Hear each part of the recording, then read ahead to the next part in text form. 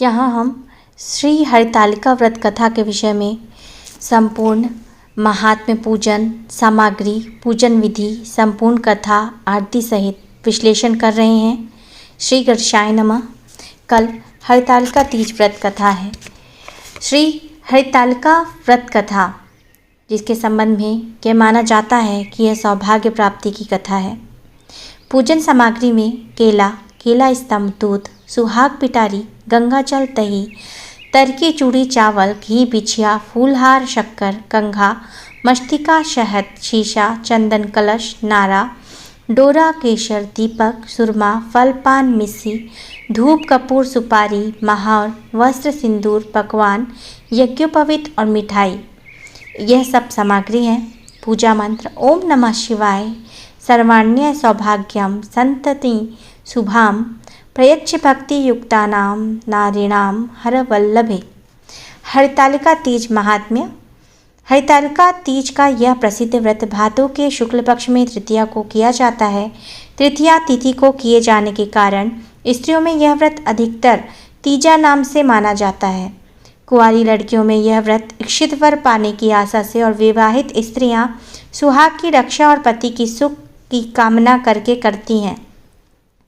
प्राचीन काल से चल रही मान्यता है कि इस व्रत को करने वाली स्त्रियां पार्वती के समान सुखपूर्वक जीवन यापन करके शिवलोक को प्राप्त होती है। हरितालिका व्रत का विधान। व्रत करने वाली माताएं सूर्योदय के पहले उठें और भगवान शंकर का स्मरण करें। फिर नित्य कर्मों से निवृत्त होकर शिवालय में जाएं, जहां पूजन करना हो और कथा पढ़नी अथवा सुननी हो। यदि हो सके तो शिव मंदिर में शिव पार्वती पूजन के लिए केले के बंधनवार इत्यादि अनेक पुष्पमालाओं से सुसज्जित एक सुंदर मंडप तैयार कर लें।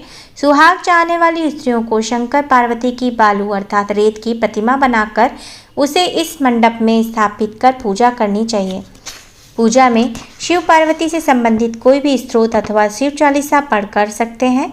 तत्पश्चात एकचित्त होकर नीचे लिखी कथा पढ़ें। हरितालिका तीजों की कथा। जिनके दिव्य केशों पर मंदार अर्थात कल्प वृक्ष के पुष्पों की माला शोभा देती है और जिन भगवान शंकर के मस्तक पर चंद्र और कंठ में मुंडों की माला पड़ी हुई है, जो माता पार्वती दिव्य वस्त्रों से तथा भगवान शंकर दिगंबर वेश धारण किए हुए हैं, उन दोनों भवानी शंकर को मैं नमस्कार करती हूँ। कैलाश पर्वत के सुंदर शिखर पर माता पार्वती जी ने श्री महादेव से पूछा कि महेश्वर, मुझसे आप वह गुप्त वार्ता कहिए जो सबके लिए सब धर्मों से भी सरल और महान फल देने वाली हो। हे नाथ, यदि आप भली भांति प्रसन्न हैं तो आप उसे मेरे सम्मुख प्रकट कीजिए। हे नाथ, आप आदि मध्य और अंत रहित हैं, आपकी माया का कोई भी पार नहीं है। आपको मैंने किस प्रकार प्राप्त किया है, कौन से व्रत तप दान के पुण्य फल से आप मुझको वर रूप में मिले हैं। श्री महादेव जी बोले, हे देवी, यह सुन, मैं तेरे सम्मुख उस व्रत को कहता हूँ जो परम गुप्त है। जैसे तारागणों में चंद्रमा, ग्रहों में सूर्य, वर्णों में ब्राह्मण और देवताओं में श्री विष्णु, नदियों में गंगा, पुराणों में महाभारत, वेदों में शाम और इंद्रियों में मन श्रेष्ठ है, जिसके प्रभाव से तुमको मेरा आधा आसन प्राप्त हुआ है। हे प्रिय, उसी का मैं तुमसे वर्णन करता हूँ, सुनो। भाद्रपद अर्थात भादों के दिन इस व्रत का अनुष्ठान मात्र करने से सब पापों का नाश हो जाता है। तुमने पहले हिमालय पर्वत पर इसी महान व्रत को किया था जो मैं तुम्हें बताता हूँ, सुनाता हूँ। पार्वती जी बोली, हे प्रभु, इस व्रत को मैंने किस लिए किया था, यह मुझे सुनने की इच्छा है, सो कृपा करके कहिए। शंकर जी बोले, आर्यवर्त में हिमालय नामक एक महान पर्वत है, जहाँ अनेक प्रकार की भूमि अनेक प्रकार के वृक्षों से सुशोभित है, जो सदैव बर्फ से ढके हुए हैं तथा गंगा की कलकल ध्वनि से शब्दायमान रहता है। हे पार्वती जी, तुमने बाल्यकाल में उसी स्थान पर परम तप किया था और 12 साल तक नीचे को मुख करके धूम्रपान ही किया था। तब फिर 64 वर्ष तक तुमने बेल के सूखे पत्तों का भोजन करके तप किया और माघ के महीने में जल में रहकर तथा वैशाख के माह में अग्नि में प्रवेश करके तप किया। श्रावण के महीने में बाहर खुले में निवास कर अन्न त्याग कर तप करती रही। तुम्हारे उस कष्ट को देखकर तुम्हारे पिता को बड़ी चिंता हुई। वे चिंतातुर होकर सोचने लगे, मैं इस कन्या की शादी किससे करूं? और इस अवसर पर देवयोग से ब्रह्मा जी के पुत्र नारद जी वहां आए। देवर्षि नारद ने तुम शैलपुत्री को देखा तुम्हारे पिता हिमवान ने देवर्षि को आर्ध्य पाद्य आसन देकर सम्मानित सहित बिठाया और कहा, हे मुनीश्वर, आपने यहाँ तक आने का कष्ट कैसे किया, कहिए क्या आज्ञा है। नारद जी बोले, हे गिरिराज, मैं विष्णु भगवान का भेजा हुआ यहाँ आया हूँ। तुम मेरी बात सुनो। आप अपनी कन्या को उत्तम वर को दान करें।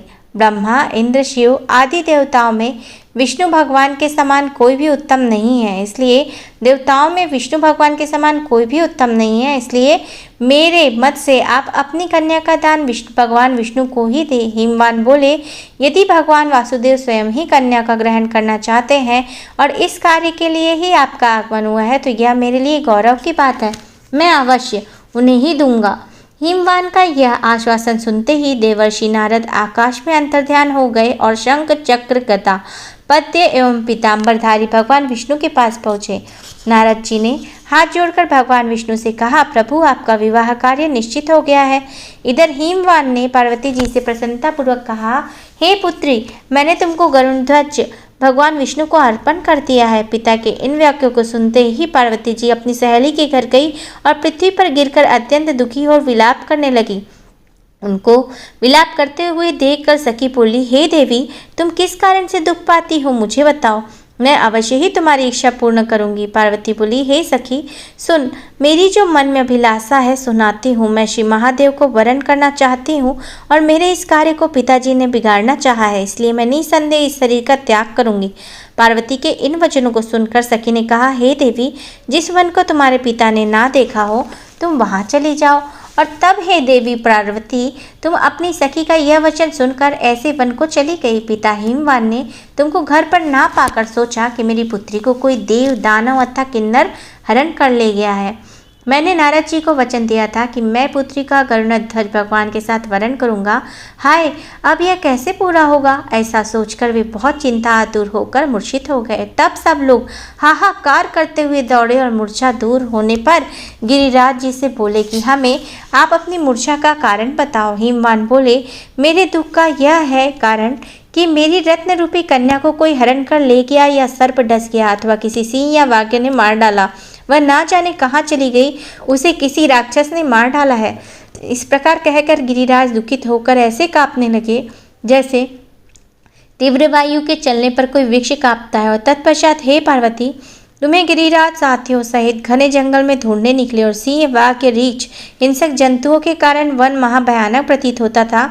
तुम भी सखी के साथ भयानक जंगल में घूमती हुई वन में नदी के तट पर एक गुफा में पहुंची और उस गुफा में तुम अपनी सखी के साथ प्रवेश कर गई, जहां तुमने अन्न जल का त्याग करके बालू का लिंग बनाकर मेरी आराधना करती रही। उस समय पर भाद्रपद मास की हस्त नक्षत्र युक्त तृतीया के दिन तुमने मेरा विधि विधान से पूजन किया तथा रात्रि को गीत गायन करते हुए जागरण किया। तुम्हारे उस महाव्रत के प्रभाव से मेरा आसन डोलने लगा और मैं उसी स्थान पर आ गया जहाँ तुम और तुम्हारी दोनों सखी थी। मैंने आकर तुमसे कहा, वरानने, मैं तुमसे प्रसन्न हूँ, तू मुझसे वरदान मांग। तब तुमने कहा कि हे देव, यदि आप मुझसे प्रसन्न हैं तो आप महादेव जी ही मेरे पति हो। मैंने तथास्तु ऐसा कहकर कैलाश पर्वत को चला गया और तुमने प्रभात होते ही मेरी उस बालू की प्रतिमा को नदी में विसर्जित कर दिया। हे शुभे, तुमने वहाँ अपनी सखी सहित व्रत का पारायण किया था। इतने में तुम्हारे पिता हेमवान भी उस घने वन में आ पहुंचे और उस समय उन्होंने नदी के तट पर दो कन्याओं को देखा तो यह तुम्हारे पास आ गए और तुम्हें हृदय लगाकर रोने लगे। बोले, बेटी, तुम इस सिंह, व्याघ्राद्रि युक्त घने जंगल में क्यों चली आई? तुमने कहा, हे पिता, मैंने पहले ही अपना शरीर शंकर जी को समर्पित कर दिया था, किंतु आपने इसके विपरीत कार्य किया, इसलिए मैं वन में चली आई। ऐसा सुनकर हिमवान ने तुमसे कहा कि मैं तुम्हारी इच्छा के विरुद्ध कोई कार्य नहीं करूँगा। तब वे तुम्हें लेकर घर आए, तुम्हारा विवाह मेरे साथ कर दिया। हे प्रिय, उसी व्रत के प्रभाव से तुमको मेरा अर्ध आसन प्राप्त हुआ है। इस व्रतराज को मेरी अभी तक किसी के सम्मुख वर्णन नहीं किया था। हे देवी, अब मैं तुम्हें यह बतलाता हूँ कि इस व्रत का नाम यह क्यों पड़ा। तुमको सखी हरण करके ले गई थी, इसलिए हरतालिका नाम पड़ा। पार्वती जी बोली, हे स्वामी, आपने इस व्रतराज का नाम तो बता दिया, किंतु मुझे इसकी विधि फल भी बताइए।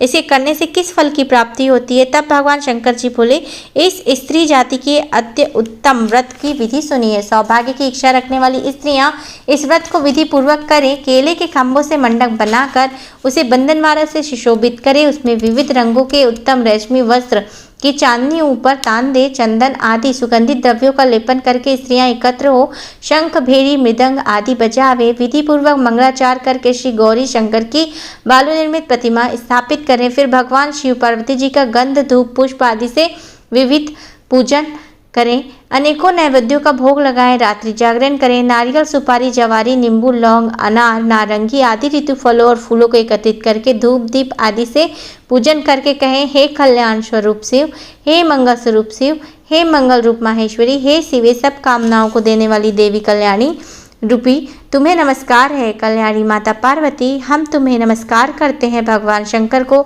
सदैव नमस्कार करते हैं। हे ब्रह्मरूपिणी, जगत का पालन करने वाली माँ, आपको मेरा नमस्कार है। हे सिंहासिनी, मैं संसारिक भय से व्याकुल हूँ, तुम मेरी रक्षा करो। हे माहेश्वरी, मैंने इसी अभिलाषा से आपका पूजन किया है। हे पार्वती माता, आप मेरे ऊपर प्रसन्न होकर मुझे सुख और सौभाग्य प्रदान कीजिए। इस प्रकार के शब्दों द्वारा उमा सहित शंकर जी का पूजन करें। विधिपूर्वक कथा सुनकर गौ, वस्त्र, आभूषण आदि ब्राह्मणों को दान करें। इस प्रकार से व्रत करने वाले के सभी पाप नष्ट होते हैं। इति श्री हरितालिका व्रत कथा संपूर्ण। इस प्रकार यहाँ पर हरितालिका व्रत कथा, जो तीज की व्रत कथा है, वह सभी संपूर्ण होती है। तत्पश्चात शिव और माँ अम्बे की आरती करके अपना जो पूजन है उस चीज़ को संपूर्ण करें। और इस प्रकार आपकी हरितालिका तीज की व्रत कथा, महात्म्य पूजन, सामग्री पूजन विधि संपूर्ण कथा यहाँ संपूर्ण होती है। हम यह माता से प्रार्थना करते हैं कि सभी के जीवन में सुख, सौभाग्य, उन्नति प्रदान करें, सभी स्त्रियों को सौभाग्य प्राप्ति का वरदान दें।